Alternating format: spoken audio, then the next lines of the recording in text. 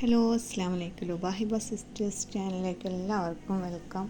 അപ്പോൾ ഇതാണ് ഈസി ആയിട്ടുള്ള ഒരു ഈവനിങ് സ്നാക്സിൻ്റെ റെസിപ്പി ആയിട്ടോ പറയുന്നത്. അപ്പോൾ ഞാൻ രാവിലെ ചപ്പാത്തി ഉണ്ടാക്കിയതിൻ്റെ ബാക്കി കുറച്ച് മാവ് ബാലൻസ് ഉണ്ടായിരുന്നു.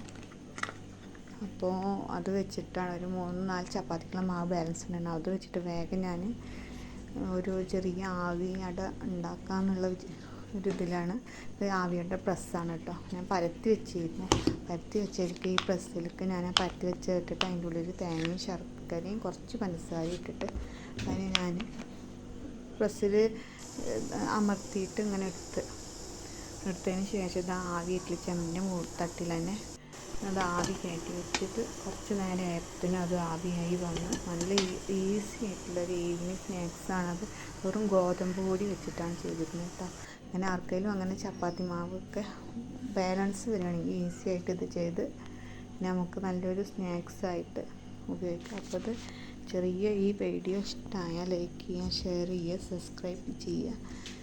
അത് നല്ല സോഫ്റ്റാണ് കേട്ടോ, ഹാർഡൊന്നും നല്ല